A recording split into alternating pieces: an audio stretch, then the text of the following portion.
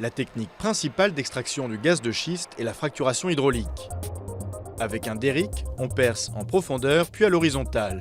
Pour fracturer la roche et libérer le gaz, d'énormes quantités d'eau sont injectées accompagnées de produits chimiques, une méthode controversée. D'autres techniques sont envisagées.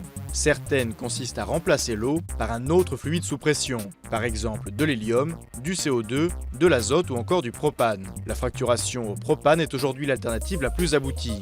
Elle peut se faire sans eau ni produits chimiques mais présente des risques importants car le propane est inflammable. Par ailleurs, d'autres procédés physiques sont étudiés. Par exemple, la fracturation par explosif, sans eau ni additifs mais qui présente notamment des risques d'explosion en surface. La fracturation par procédé thermique, on chauffe le matériau pour déshydrater la roche, cette dernière se rétracte puis se fissure. L'impact de cette technique est encore mal évalué. La fracturation par arc électrique, on génère une décharge entre deux électrodes dans un puits de forage rempli d'eau. Une onde de pression est transmise à la roche qui se fissure. Mais cette technique est moins efficace car elle stimule uniquement la proximité immédiate du puits.